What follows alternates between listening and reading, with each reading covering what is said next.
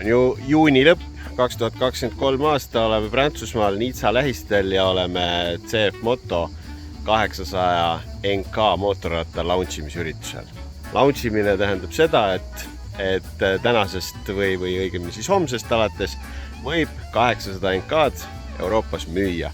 Ja täna on meiega siin Reimo Sagor ja on Rene Puura, kes on täna praegust hetkel mootorratastega sõitmas. Peaksid siin lähitunni jooksul juba tagasi jõudma.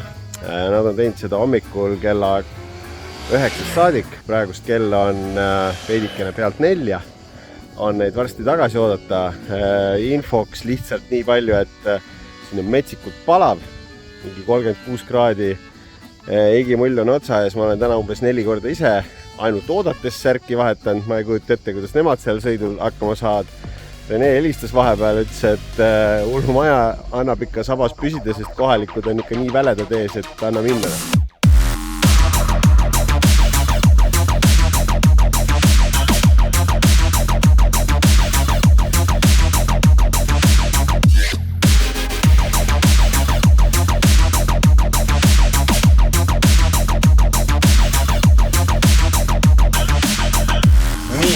Testipäev on siis selja taga, CF Moto 800 NK ja ma pean esimese asjana kohe ütlema, et ma küll aastaid tagasi olen vahetanud oma sõiduvahendi nii-öelda matka enduroka vastu, siis ma jällegi armusin soolokasse. Mina nimetaks seda soolokaks, sest et siin taga nagu ikkagi väga ma ei paneks kedagi istuma ja lisaks see ratas ülikerge, väga ergas mootor, väga mõnus kurvides kangutada. Panime siin Prantsuse mägede vahel päris korralikult, lasime hullu. Jalaraam käis ikkagi vastu maad igas kurvis, pead pidi kõveriti hoidma, et vastu seina ei läheks, kui lähed. Ja ma ütlen, et tõesti nagu üllatav, kui on nagu isu kerget, mõnusat ratast, mis on ergas ja väga lihtsasti kontrollitav, siis linnasõitudeks näiteks või lühemateks distantsideks, siis soovitan tõesti. Kui midagi muuta, siis no, ütleme, me ei saanud seda selle suure ekraani nii-öelda täisvõlu nautida, sest et me neid kaarte ja asju ei kasutanud. Ma kujutan ette, et see on päris hea ja kasulik, kui sul on kaart suurelt ees, aga praegu täna ta oli lihtsalt selline väike vidin meil siin nii-öelda.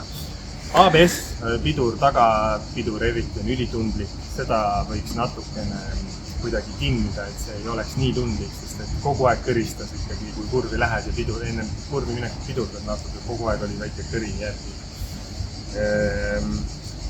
Elektriline gaas siis, et kui sportrežiimi panda, siis ka väga tundlik, et linnas kindlasti keeruline oli sõita, hoida ühtlast kiirust, iga väiksema käenõksu peale reageeris.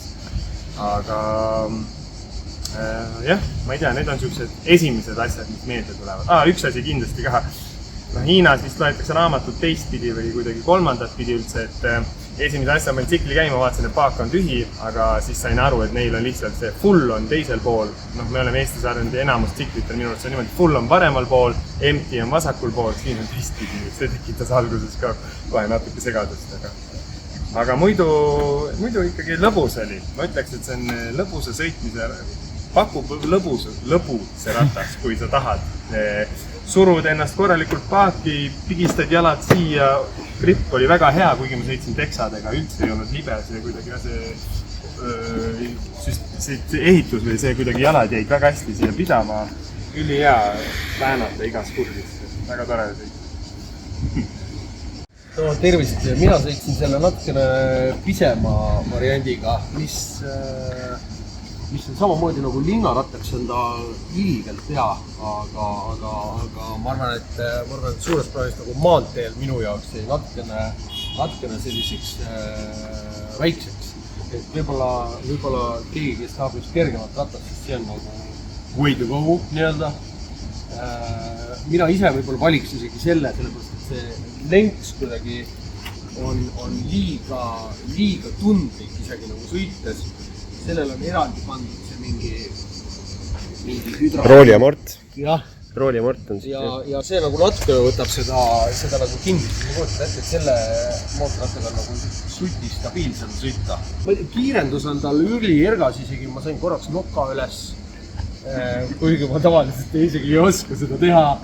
Siis selles mõttes läks hästi, et selles mõttes ta on päris nagu ergas pill ja ta tundub jah veits selline, kui sa ka just mõtlen, et paned nagu jalad hästi vastu paaki, et tunneb nagu mingi väike jalgratas vahel, et sa saad nagu toimetada sellega, selles mõttes ta on ilgelt hea. Ma mõtlen, mina olen lihtsalt ise lollid, kui olen chopperi usku, et siis ütleme, et ta ei ole päris lõpuni minu ratas. Aga selles mõttes muidu mis sulle nagu üldse nagu ei meeldinud? No, üks asi, mis mulle üldse ei meeldinud, mina näiteks sõidan alati Polaroid päikseprillidega. Ja kui sa kasutad Polaroid päikseprillile, siis päikse käes seda ekraani praktiliselt ei näe, et mis siin nagu üldse kirjas on või kõik see. Et siis muidu on hästi palju ilusaid tulesid ja kõik vilgub ja nii edasi, aga jah, seda sai koge ühesõnaga päikseprilliga. Kiirust ei näe, mida seal... Kiirust ei näe, jah. Paned, siis kurulist lähed ja siis pead minema lõpuni midagi ei ole teha. Politsei pärast ütleb, millega... Politsei pärast ütleb, jah, palju oli. Prantsuse teed oli. Prantsuse teed on natuke tõesti nagu... Ütleme, mina Prantsuse teede peal võtaks natukene raskema ratta, aga see on ainult minu selline, et ma natuke oli hirmus sellega kunagi sõita, sest ma olen harjunud võib-olla natuke, mis on 100 kilo, natuke raskem ratas. Ma olen ise ka harjunud, mul enda ratas ju kaalub mingi 250 pluss kilo, aga see kergus on ikkagi lust. Aga üks asi, mis nad on veel väga üllatavalt hästi hakkama saanud, on ikkagi hääl. Originaal, summuti, aga teisel käigul, igal käigul lähed kõrge pöördega juba ja ka madalalt tuleb selline mõnus hääl juurde. See on väga üllatav. Minu jaoks oli see väga üllatav, vaata kord vaatama sama kätte ka. Minu meelest teil oli ise...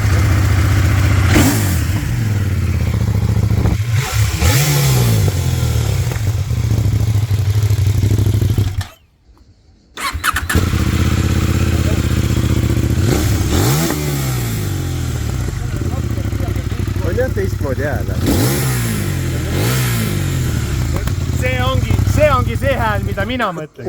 Lõpetuseks mõtlen lihtsalt seda, et kui see hind jääb tõesti see, mis ta jääb, mida sa mulle, Marek, ütlesid, siis selle raha eest Quickshifter, ABS ja kõik see vidi-vadi, mis siin juures on ja mootor ja mis see ratas ise on, seda on ikka küll ja küll. Selle hinnast on tõesti väga palju ratas. Väga palju.